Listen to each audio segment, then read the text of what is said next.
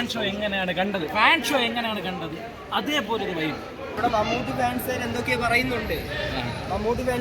പറയുന്നുണ്ട്, ഒരു re release ഈ ഒരു തിരക്കിലൊന്ന് കാണിച്ചു തരണം. പറഞ്ഞ ഒരു പടമുണ്ട് വല്യേട്ടൻ, അതിറങ്ങിയിട്ടുണ്ട്. ഞാൻ വന്ന ആളാ.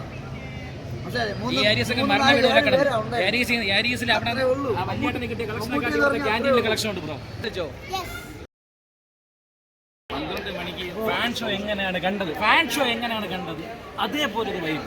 അതേ വൈബ് എന്ന് പറഞ്ഞാൽ ലൈഫ് ടൈം വൈബ്. ഒരു റീ റിലീസ് പടത്തിന് ഈ അർദ്ധരാത്രി 12 മണി, ഇപ്പോൾ 2:30 ആവാൻ പോകും.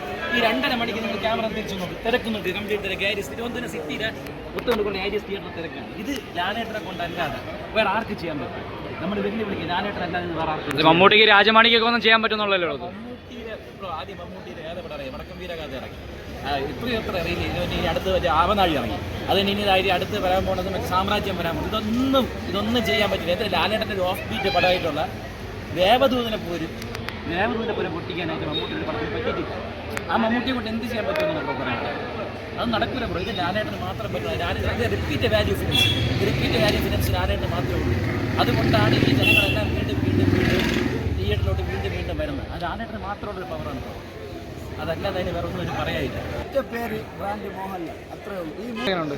കാര്യം പടം ഇറങ്ങിയിട്ട് ഒരു 3 ദിവസമോ, എന്നിട്ട് പോലും ഇപ്പൊ 3 മണിയായി. കാര്യം 11:45 തുടങ്ങിയ ഷോയാണ്. എന്നിട്ട് പോലും തിരക്കൊന്ന് നോക്കിയാൽ മതി. കാര്യം പുറത്തുനിന്ന് ഒരാൾ വന്ന് നോക്കിക്കഴിഞ്ഞാൽ അവർക്കറിയാം. കാര്യം ലാലേട്ടൻ്റെ പടത്തിന് മാത്രമേ ഇത്ര തിരക്കുള്ളൂ. കാര്യം 3 ദിവസം കൊണ്ട് കണ്ടിന്യൂസ് ആയിട്ട് ഒരു ഷോ, കാര്യം ഫുൾ ടൈം ഷോ നടത്തിയില്ലെങ്കിലും ഒരു സ്ക്രീനിലെങ്കിലും ഇട്ട് അത്രയും തിരക്കായിട്ടാണ് ഇവിടെ പോകുന്നത്. ഈ ജസ്റ്റ് തിരിച്ചാൽ മതി, ഒന്ന് അറിയാൻ പറ്റും നിങ്ങൾക്ക് തിരക്ക് എന്താണെന്ന്. എങ്ങനെയുണ്ട്? ഡാൻസ് കളിച്ചോ? എല്ലാവരും ഒരേപോലെ തിയേറ്ററിൽ ഇവിടെ മമ്മൂട്ടി ഫാൻസുകാർ എന്തൊക്കെ പറയുന്നുണ്ട്, ഒരു റീ റിലീസ് ഈ ഒരു തിരക്കിലൊന്ന് കാണിച്ചു തരണം. എന്നിട്ടൊന്ന് ഡയലോഗിക്കാൻ പറയാം. മമ്മൂട്ടിയുടെ ഫെസ്റ്റിവൽ പടം വന്നില്ലല്ലോ. രാജമാണിക്ക് പോകുന്ന മിക്കവാറും തൂക്കുമായിരിക്കും. അതിനെ വരുമ്പോൾ നമുക്ക് കാണാമല്ലോ എന്താണ് തിരക്കെന്നുള്ളത്. ഇവിടെ എത്രയും പടം ഇറങ്ങിയിട്ടുണ്ട്. ഇവിടെ ലാലേട്ടനെ ഉള്ളൂ തിരക്ക് കൂടുതൽ. ഒരു മാസം എന്ന് പറഞ്ഞ ഒരു പടമുണ്ട് വല്യേട്ടൻ, അതിറങ്ങിയിട്ടുണ്ട്. ഞാൻ വന്ന ആളാ.